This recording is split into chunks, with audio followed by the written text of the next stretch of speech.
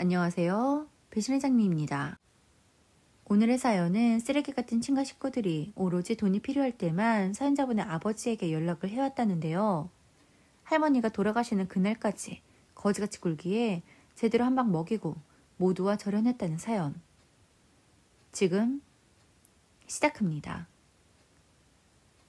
저희 아빠에게는 남동생과 여동생이 한 명씩 있습니다. 그러니까 제게는 작은 아버지와 고모가 되시겠지요. 제가 어려서는 그냥 내게 작은 아버지가 있고 고모가 있다는 것만 알았습니다. 1년에 2번 명절에 보는 친척이라고만 생각했지요. 그런데 전 명절이 너무 싫었어요. 할머니, 할아버지, 엄마, 아빠, 작은아버지, 고모가 만나면 싸웠거든요. 그게 정말 힘들었습니다. 친구들은 명절을 지내고 오면 할머니가 맛있는 걸 해주셨다. 사촌들이랑 놀았다. 고모가 장난감을 사주었다 등의 이야기를 하는데 제 기억 속엔 온통 어른들끼리 욕하며 싸운 기억밖에 없었거든요. 평소에는 거의 연락도 하지 않으면서 1년에 2번 보기를 그렇게 싸워대는지 이해가 가지 않았습니다. 그랬기에 전 명절이 정말 싫었어요. 명절이 다가오면 또 어른들이 싸우겠구나 했거든요. 그런데 제가 좀 자라서 보니 명절에 왜 어른들이 싸우는지 알겠더라고요. 할머니는 저희 부모님이 명절이라고 주는 용돈이 마음에 들지 않아 투덜대며 시비를 걸고 뭐라고 하시는 거였습니다. 작은아버지는 먹고 사는 게 힘들다고 저희 부모님에게 도와달라고 했고 저희 부모님도 작은아버지를 도와줄 여력이 안 되다 보니 거절을 하니 작은아버지가 술을 마시며 주정을 하더군요. 형이 돼서 너희들끼리 잘 먹고 잘 사니 좋냐는 둥 정도를 넘는 말들을 했습니다. 결혼을 하지 않은 고모는 맨날 빈둥대며 집에서 놀고 먹었고 그 모습이 한심해 보인 아빠가 한 소리를 하자 오빠가 돼서 뭐 해준 게 있다고 잔소리를 하냐고 시작하더니 저희 집에 와서 지내겠다며 서울로 와서 자리를 잡고 싶다고 합니다. 고모의 그 말에 할머니가 너무 좋은 생각이라고 부추겼고 거절하는 저희 부모님에게 쌍욕을 하시며 이기적이라 자기 식구들밖에 모르는 것들이라고 하십니다. 그렇게 또다시 한바탕 난리가 났고 정말 지긋지긋했어요. 제가 고등학교 2학년 설날 때였습니다. 그날도 일찍부터 티격태격 하더군요. 작은 아버지는 사업이 힘들어 어려움이 많다며 저희 아빠에게 도와달라고 합니다. 저희 아빠야말로 월급쟁이인데 무슨 돈이 그렇게 많았겠어요? 그래서 도와줄 돈이 없다고 하자 한 번을 도와주질 않는다며 소리를 지르고 화를 내며 동생이 금전난으로 높은 데서 확 뛰어내려야 후회할 거냐고 어떻게 한 번도 도와주지 않냐고 하십니다. 그 말에 아빠가 돈 이야기를 하지 않은 적이 없다고 어떻게 명절마다 이러냐고 나만 보면 돈밖에 생각이 나지 않냐고 하십니다. 그러고 보니 저도 정말 지긋지긋하더라고요. 그런데 작은 아빠가 시비 걸 상대를 바꿔 제게 너는 공부 좀 하냐? 라고 하십니다. 그래서 그냥 보통이라고 했어요. 그러자 너희 아빠가 쪼잔해서 너네 학원비도 안 내주냐? 야, 형님 진짜 그런 줄 몰랐는데 자식들한테도 돈 안 쓰나 보네. 하긴 그러면 나한테도 돈 안 빌려줄 수 있지. 야, 어쩐다고 자식들한테도 돈을 안 쓰냐? 너네 진짜 안타깝다. 그러면 대학은 보내준대냐? 아휴, 너희들이 벌어서 가야 하나? 라고 합니다. 아빠가 한마디 하기도 전에 제가 더 화가 나. 작은아버지, 무슨 말씀을 그렇게 하세요? 저희 아버지는 저에게 최선을 다해주세요. 아버지 덕에 잘 먹고 잘 자라고 있고요. 저희 아버지가 학원비도 안 내주냐고요? 당연히 다 내주시죠. 왜요? 작은 아버지는 아이들 학원비도 못 내주세요? 어쩜 저 어릴 때부터 항상 그렇게 돈 없다고 저희 아빠한테 징징대세요? 사촌 동생이랑 가끔 통화해보면 때마다 여행도 다녀오고 1년에 한 번씩 해외여행도 다녀오길래 전 너무 부러워했거든요. 저희 아직 가족여행으로 해외에는 한 번도 가본 적이 없어서요. 그런데 왜 돈이 없어요? 해외여행 비싸지 않아요? 전 작은 아버지 댁이 저희 집보다 훨씬 잘 사고 부자인 줄 알았는데. 제 말에 작은 아버지는 당황해 하더니 제 아빠 닮아서 아주 말은 줄줄줄 거침이 없네. 어른들 이야기 그렇게 훔쳐듣고 말하는 거 아니다. 애가 버릇이 없어. 어른답게 행동하고 어른 대접 받길 바라세요. 전 한 번도 작은 아버지가 어른다워 보인 적 없어요. 작은 아버지가 저희 아빠의 동생이긴 하지만 초등학생, 중학생도 아니고 50이 다 된 어른이면서 형님이라고 저희 아빠에게 돈 달라고 징징댈 일 있어요? 작은 아버지가 저희 아빠였으면 전 너무 쪽팔렸을 것 같아요. 이 말은 작은 아버지 오늘 이 행동으로 작은 아버지 아이들이 저 건담방에서 쪽팔려하고 있을 거라는 거예요. 좀 적당히 하세요. 진짜 돈이 필요하고 도움이 필요하면 차라리 저희 아빠에게 따로 찾아와서 정중하게 부탁을 하시던지요. 매번 명절마다 술의 힘을 빌려 할머니 등에 업고 이게 뭐 하는 짓이에요? 고등학생인 저도 알겠는데 작은 아버지는 아직도 모르겠어요? 아, 아빠가 우리 아빠라서 정말 다행이다. 이 집구석에 제대로 된 사람이 우리 아빠밖에 없으니까 말이야. 라고 했습니다. 그러자 제 말에 고모가 버럭하며 너 정말 대바라졌구나. 어디 작은 아버지한테 그런 말을 해? 고모나 잘해요. 고모도 할 말 없잖아요. 왜요? 고모도 다 읊어줘요? 맨날 할머니랑 작은 아버지랑 고모랑 셋이 짝짝꿍 해서 우리 아빠에게 돈 뜯어낼 생각만 하는 거 모를 줄 알아요? 나중에라도 고모 시집갈 때 내 입 봉인하려면 적당히 하세요. 이런 식이면 고모 결혼한다고 하면 결혼식 날 마이크 잡고 고모 행실 읊어댈지도 몰라요. 라고 했습니다. 고모는 제 말에 당황하더니 헛기침만 하십니다. 할머니가 길길이 날뛰며 어디 조카년이 작은 아버지랑 고모한테 그러냐고 하십니다.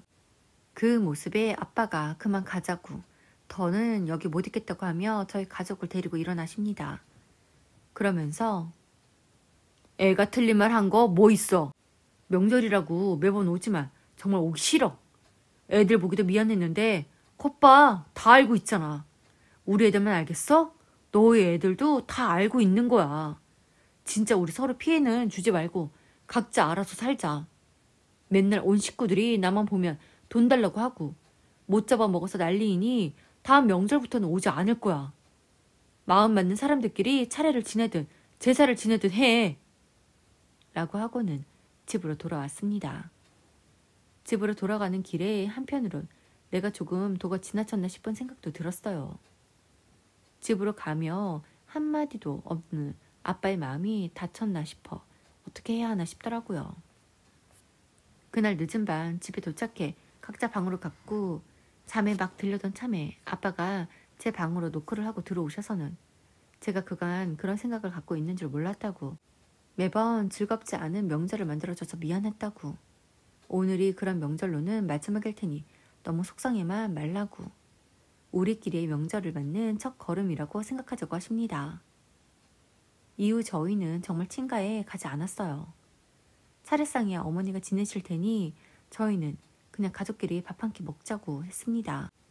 그렇게 친가와 저희 집은 사이가 멀어졌고 저와 동생이 결혼할 때에도 결혼 소식을 알렸지만 친가에선 아무도 오지 않으셨고 작은 아버지 댁도 고모도 사촌들이 결혼하고 집안 행사에도 저희 집에 일절 알리지도 않으셨습니다.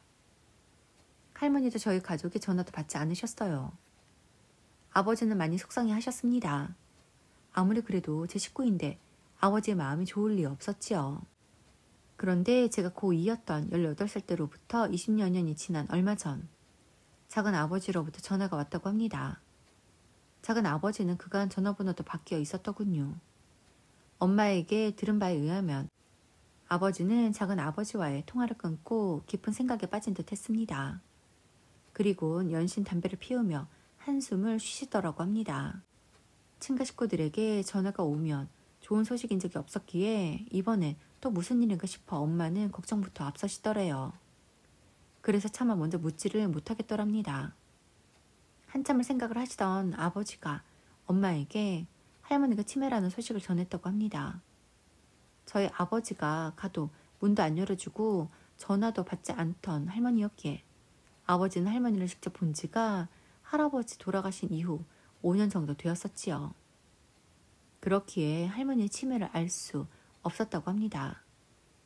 반면 작은 아버지와 고모는 명절에는 찾아뵈었었는데 최근 코로나로 찾아뵙지 않았었고 5년 전 할아버지가 돌아가시고 혼자 지내고 계셨던 할머니였기에 2년 정도 명절에도 아무도 가지 않다 보니 몰랐던 거였습니다. 작은 아버지가 저희 아버지에게 할머니의 치매 소식을 전한 이유는 할머니의 요양비를 내라고 하는 거였더군요. 작은 아버지는 지금 회사가 너무 어려워 당장 돈 100만 원도 없다고 하셨다고 해요. 고모는 고모부와 이혼을 해 생활이 어렵다고 하고요. 아버지는 동생들의 소식에 답답해 한숨만 나더랍니다. 할머니의 요양비는 얼마를 내든 상관없는데 동생들이 그 지경이라고 하니 아직도 그 모양이구나, 아직도 그대로이구나 싶어 답답하더랍니다. 그렇게 아버지는 할머니의 요양비를 오롯이 혼자 다 부담하게 되셨고, 할머니는 동생들도 도와주지 않고 자기 식구들밖에 모르는 나쁜 놈이라고, 쳐 죽일 놈이라고 하던 저희 아버지 덕에 요양병원에서 지내게 되셨습니다. 저희 아버지의 통장에서 매월 할머니의 요양비가 인출되었고 집안의 모든 통장은 엄마가 관리하셨기에 그 내용들을 모두 알고 계셨지요. 그렇게 한 번은 할머니의 요양비가 평소보다 조금 더 많이 인출이 되었더래요. 그래서 엄마가 아버지에게 이야기하며 월 납부금이 달라진 거냐고 물었고, 요양병원 측으로부터 그런 이야기를 들은 적 없던 아버지는 병원에 전화를 해 어떻게 된 건지 알아보셨다고 합니다. 그러자 요양병원에서는 미리 다 말씀드렸는데 새삼스럽게 왜 그러시냐고 묻더래요. 아버지는 들은 바 없다고 어떻게 된 건지 다시 이야기해달라고 했더니 할머니가 너무 기력이 떨어져서 피검사가 필요했고 영양제를 3번에 걸쳐 주사를 놓아야 할 것 같다고 미리 보호자에게 이야기를 한 후 그에 따른 추가 비용에 대해서도 모두 다 이야기를 했다고 합니다. 그래서 아버지가 누구에게 이야기를 했냐고 일전에 가서 보호자를 아버지로 바꿔달라고 했는데 어떻게 된 거냐고 묻자, 처음에 할머니가 입원할 때 기록되어 있던 보호자가 자신이 더 자주 들여다보고 할머니에 대한 결정권이 자신에게 있으니 모든 연락은 자신에게 해달라고 해 다시 연락이 왔다고 합니다.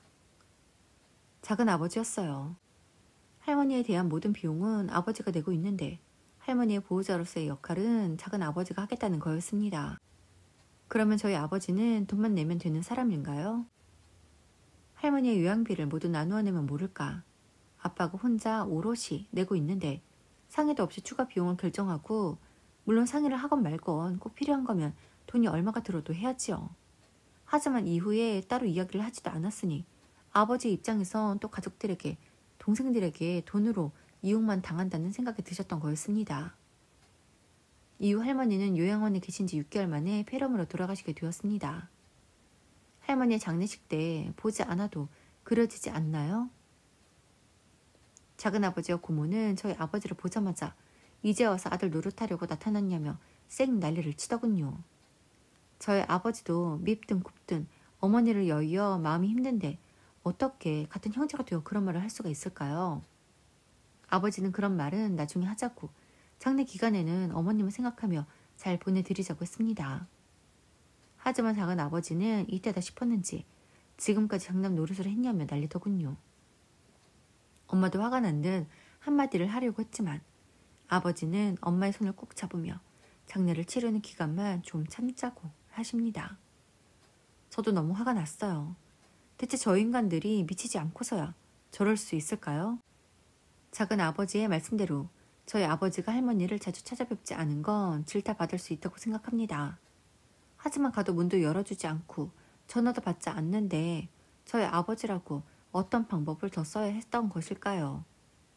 창문이라도 따서 할머니 댁으로 들어가야 했을까요?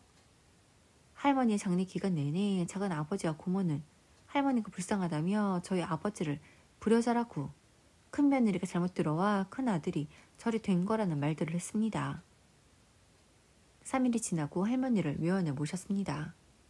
그리고 돌아서 나오는데 작은 아버지께서 이제 어머니도 안 계시니 형님이랑은 남이라고 생각할랍니다. 라고 합니다. 그 말에 제가 이보세요. 이제 저희 아버지랑 남이라고 하셨나요?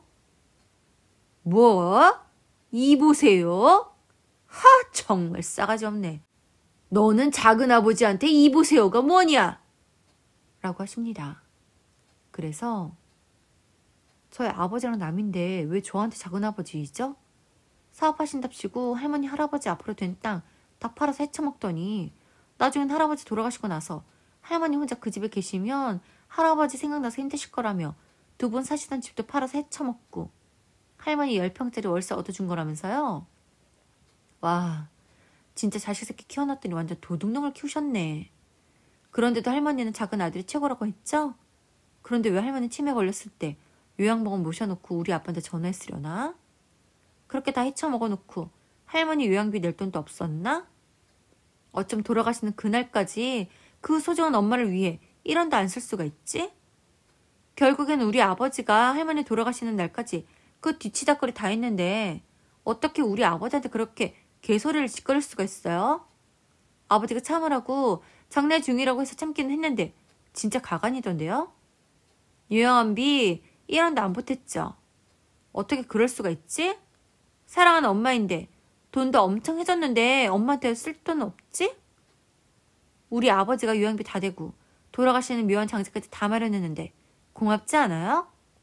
물론 아버지 입장에선 어머니 가시는 길 봐드린 거니 그게 뭐 대단하냐고 하실 수 있지만 형제 취급도 하지 않던 형이 그렇게 해주면 고마운 마음은 둘째 쳐서라도 미안하기라도 하겠어요.